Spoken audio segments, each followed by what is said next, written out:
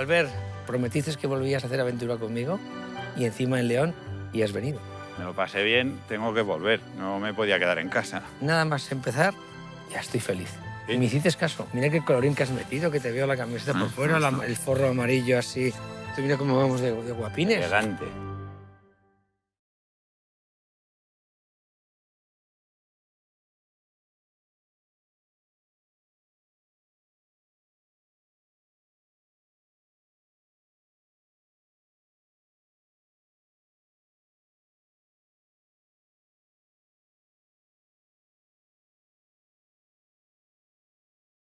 Great question. Let me just first start by introducing myself.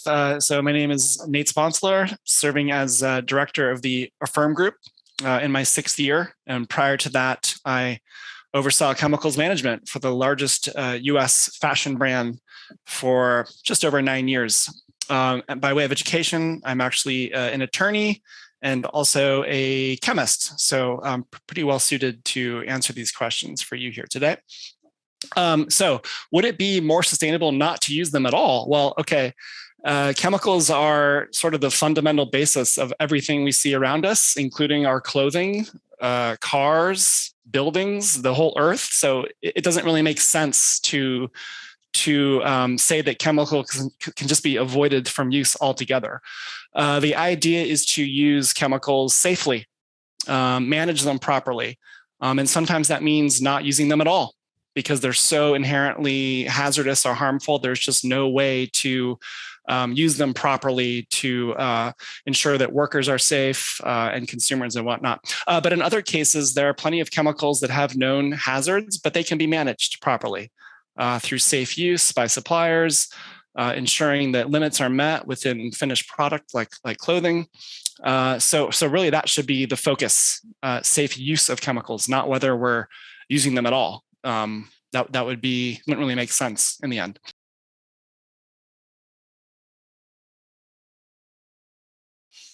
Hopefully it's part of the past and we're doing better and better. But that to me is not really a chemicals management issue per se. It's more of a wastewater treatment issue. So any dye you use, even if it is purely organic and has no hazard traits at all, if you dump that into a river, it's going to color the river the color of the dye. So anytime you release dye baths into local rivers, of course it's going to change their color. That's why industry needs proper wastewater treatment facilities. So that wastewater should be treated, whether it's industrial use, whether it's home use, before it's reused or released into the environment. I mean, that is sort of not chemicals management, but wastewater 101, as it were.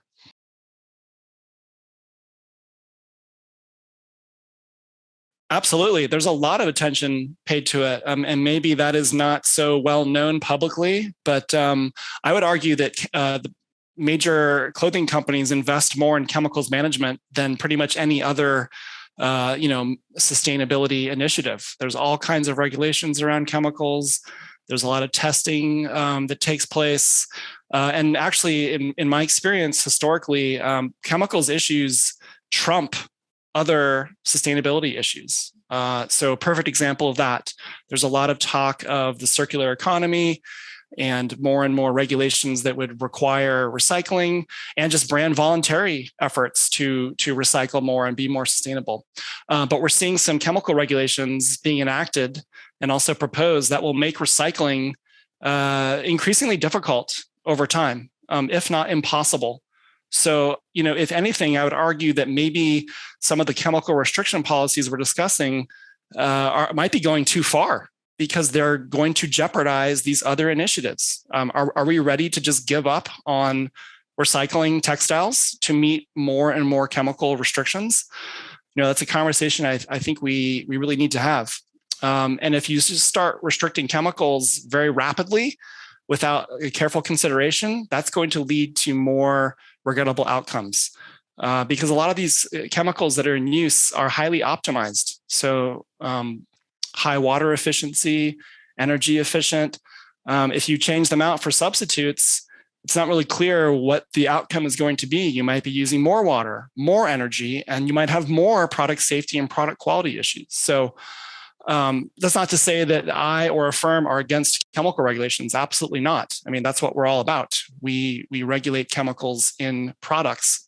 My point is just to be careful and be thoughtful and take into consideration these other aspects before just banning chemicals left and right. Really have to be careful about that.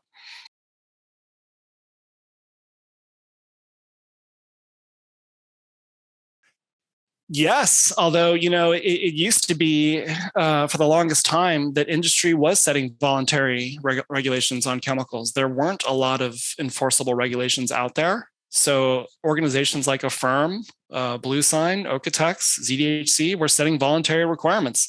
But the landscape is changing. Now we're seeing a lot of new chemical regulations coming. Some of them make sense. Others, with some adjustments, are pragmatic and will be beneficial, and some of them, frankly, don't make sense. So, I don't think industry itself is over-regulating itself, but some of these proposals that we're seeing, I do think are going too far. Yes.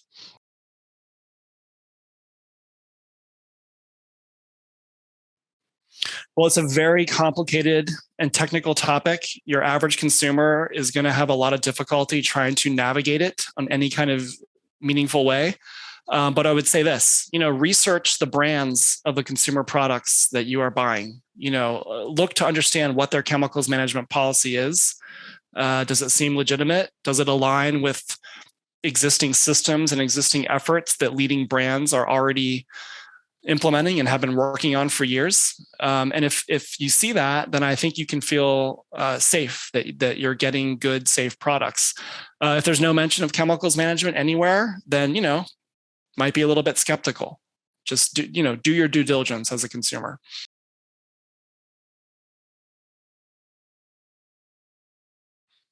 There are third-party certifications related to chemicals. There's Okotex, Standard 100, going back many years. There's the whole Blue Sign system. There's ZDHC.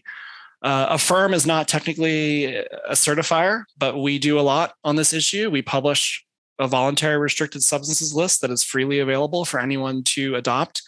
And you'll see that many brands have adopted these systems. So I actually don't agree that they have not been promoting chemicals management certifications.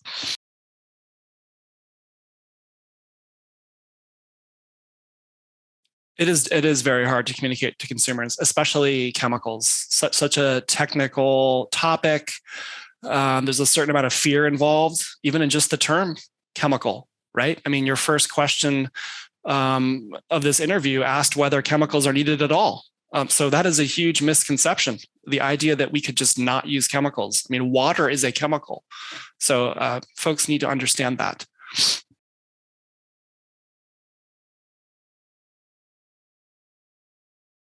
I think everyone, right? It's the collective responsibility of our world to manage our resources better and our planet better. And I think we all need to contribute to that. So yeah, suppliers, retailers, and consumers, absolutely.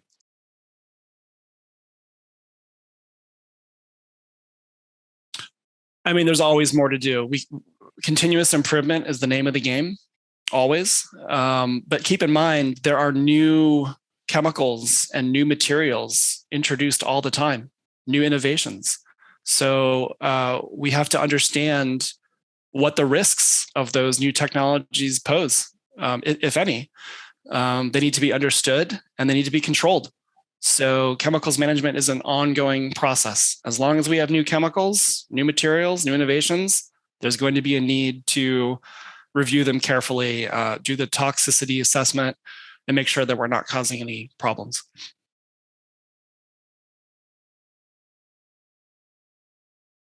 I think it's getting very difficult very quickly. In the past, whatever the regulations were and whatever the voluntary initiatives were, they could be managed and complied with. Not without a lot of effort, though. Testing of materials, testing of products, testing of chemicals, educating suppliers, getting them into compliance. It takes time, but industry does do what it takes to comply with a lot of chemical regulations. But what we're seeing now is it's been described as a tsunami of chemical regulation. So if you start enacting literally thousands of new chemical regulations, industry is not going to be able to keep up with that in any kind of meaningful way, nor are the authorities going to be able to properly monitor and enforce it. It's too much too quickly, and will lead to regrettable outcomes, as mentioned earlier. So, there has to be a nice pace that the supply chain can react to. We don't want to create more problems than we're solving when doing this. So that would be my main message. The correct pace. Don't go too quickly. Don't go too slowly.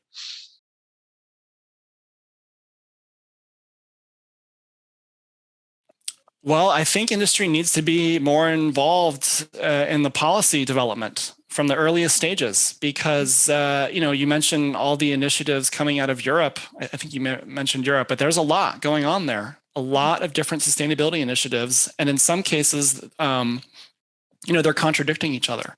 Right? I mentioned chemical restrictions and recycling. I mean, those two initiatives are on a direct collision course. And it's industry, it's the brands, it's suppliers that have the day-to-day experience in managing chemicals. They know what it takes to meet new regulations. So they really need to have a big voice in these conversations. If it's just left to policymakers and academic folks who don't have the real world on the ground experience, we're going to have policies that are not workable and that are contradictory and make it impossible for industry to meet, on the one hand, recycling goals and also chemical restriction goals.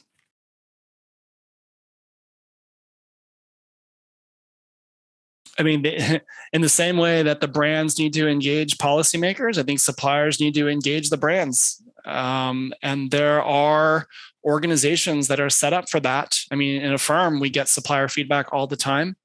I know in BlueSign and Okotex and ZDHC, suppliers are involved. So they have a very important voice as well. And I would say just keep engaging with the brands, and they should engage regulators themselves directly.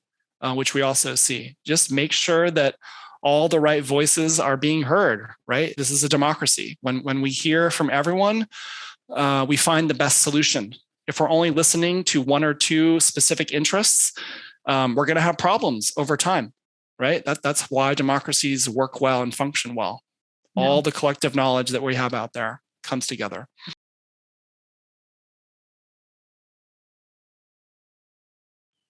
I think it's been improving slowly but surely over time.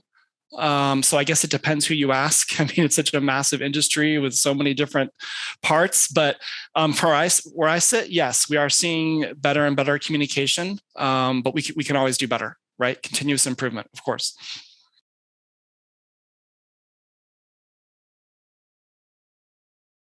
I think there's a certain segment of the population that cares. Absolutely. Probably your average consumer doesn't spend a whole lot of time thinking about these topics, but as there's more and more awareness around it, I think that those numbers are going up. So I don't know. I hope that answers your question. Some folks are aware, yes, but by and large, I don't think a lot of folks are paying that close attention. It's very technical of an issue, and I just don't think they have the expertise, the time, or the patience to try to navigate it and make sense of it.